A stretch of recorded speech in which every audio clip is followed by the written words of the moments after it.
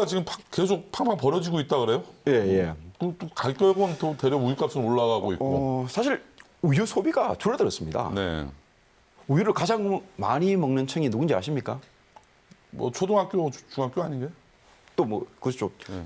출생아 수가 줄어들으니까. 아, 그리고 또 한쪽이 어느 게 있습니까? 어느 쪽이? 또 한쪽이 있습니다. 두 쪽이 있습니다. 우유를 가장 많이 소비하는 층이. 신생아가 또 말고. 예. 글쎄요, 전혀 감이 안 잡히네. 뭐라고 해야 되나? 저 군발이들. 죄송합니다. 군인들. 군인들이 가장 많이 먹습니다. 죄송합니다. 이 방송용으로 군인들 예, 예. 정정하도록 하겠습니다. 그 두 부분인데 네.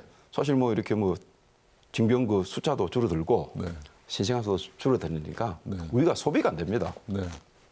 네. 그렇다면 그 우유값 인상도 네. 계속 이제 우유값을 올리고 있다는 그런데 왜 우유값을 소비가 안 되는데 왜 올리고 있는 거죠? 이게 사실 그 지난 2013년 때 고지역 파동 때 네. 낙농 업계를 보호하려고 네. 소위 말하는 그 생산비 연동제라는 걸 만들었습니다. 정부가. 네.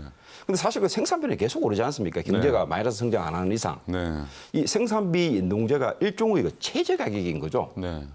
그러다 보니까 우유값은 계속 오르고 있습니다. 그럼 이게 우유, 밀크 인플레이션이 지금 우려가 계속 나오고 있는데 여기에 또 영향을 미치는 품목들이 많죠. 많죠. 하다못해 뭡니까 아이스크림, 네. 치즈, 커피, 하다못해 계란찜까지. 왜 계란찜까지. 계란찜에 우유 들어가지 않습니까? 아, 일식집에 정말 계란찜이 조금 가격이 좀 오를 겁니다. 또 제빵, 빵에도 우유가 그렇죠. 또 많이 들어가고 좀 제가 전체적으로 제빵 계속 네. 그 우유에서 촉발되는 인플레이션이 또 상당히 큰 영향을. 예, 사실 그 지난달 물가가 2.6% 네. 전달에 비해서 네. 올랐다고 이렇게 통계청 발표가 있었습니다. 네.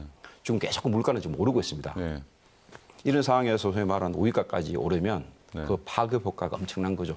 참 우리 주부들 가게 장바구니가 상당히 무거워지겠어요. 네. 또 이 생산지 연동제 뭐 이런 얘기도 들리고 커터제 개선 뭐 이런 네. 얘기도 들리는데 우리 시청자분들한테 좀 간단히 설명 좀 결국 해주시겠어요? 아까 말씀드린 생산비 연동제라는 게 네. 낙농업계를 보호하려고 네. 쉽게 얘기해서 원유값을 보호하려는 네. 유지시켜주는 그런 정책입니다. 그리고 커터제 같은 경우에도 일반 유가공업계, 네. 뭐 서울유라든지 매일유업, 네. 남양유업 이런 데서 낙농가와 네. 계약을 합니다. 1년 단위로. 네. 얼마 물량을 사주겠다. 네. 그 물량을 지키는 거죠. 커터제를. 아, 뭐 정부가 개런티를 해주는 거네요. 그렇죠. 개런티를 해주는 거죠. 낙농업계를 보호하기 네. 위해서. 커터제는 또 뭔가요? 그러니까 쉽게 얘기해서 뭐 A 낙농업가한테서 뭐 네. 쉽게 얘기해서 남양유업이 1년에 우유를 1톤 사겠다, 2톤 사겠다. 그런 식으로 계약을 하는 거죠. 장기 계약을 하는 거죠. 장기 계약 예, 커터제. 예. 그 전 세계적으로도 우리나라 우유가 상당히 비싸다고 하네요. 혹시 외국 여행하시면서 우유 드셔본 적 있죠? 먹은 적은 있는데 제가 유심히 관찰해 본 적이 없어서 가격이. 미국 같은 경우가 우유값이 우리보다 한 반 정도 쌉니다. 그런데 뭐 1인당 GDP를 따져보면 미국이 우리보다 많지 않습니까? 네. 결국 미국 값보다 우리 우유값이 4배 비싸는 결론이거든요. 4배씩이나 비싸요? 예. 아유.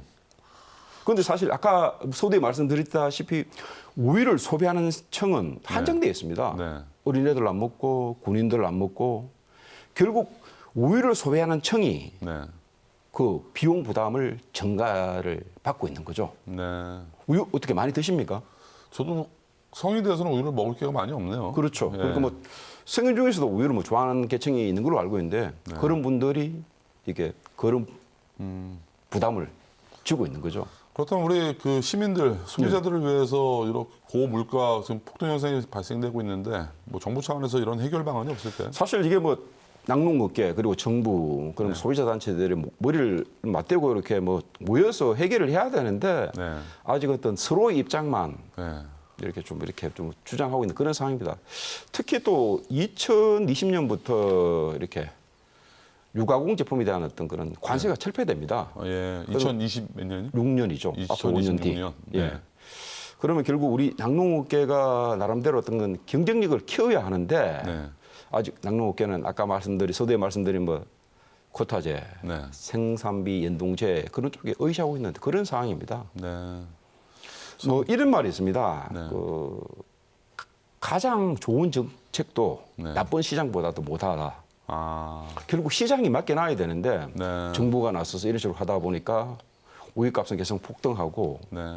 그런 비용 부담을 일부가 또 이렇게 부담해야 되는 어떤 그런 상황입니다. 참 이게 정부가 개입하면 개입할수록 물가 왜곡 현상이 생긴다. 그렇게 그렇죠. 이해를 하면 되겠네요. 예, 예. 낙농업계를 위해서 우리가 우유를 많이 먹어주는 게 필요한 거야. 비싸서 먹겠어요. 근데 우유가 이렇게. 근데 사실 뭐 억지로 우유를 먹일 수는 없지 않습니까? 네. 그렇죠. 우유를 안 좋아하는 사람도 있고 또 특히 소화장애가 있는 사람들이 네. 많습니다. 네. 출생아 수도 줄어들고 네. 뭐 군인들 수도 줄어드는데 네. 강제적으로 우유를 먹일 수는 없지 않습니까? 네. 그리고 시장 메커니즘에 맞게 놔야 되는데 네. 자꾸 뭐 정부가 나서고 그러다 보니까 이러한 어떤 그런 시장 네. 왜곡 현상이 발생한 것 같습니다. 네. 제 뭐 짧은 단견으로는 아까도 말씀드렸다시피 우리 그 나라 소위 말해 낙농업계가 경쟁력을 키워야 합니다. 네. 경쟁력을 키우려면 나름대로 사실 우리나라 우유가 맛이 별로 없어요.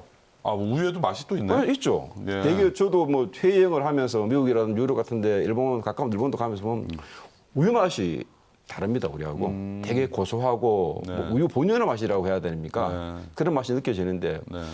뭐 사실 우리나라 우유가 맛이 없다는 그런 평가 굉장히 많습니다. 그런데 앞으로 이렇게 뭐 관세가 철폐되고 그러면 유가공 제품이 들어올 거 아닙니까? 네. 해외 우유도 들어오고 뭐 치즈가 들어오면 당장 경쟁력을 잃게 되죠.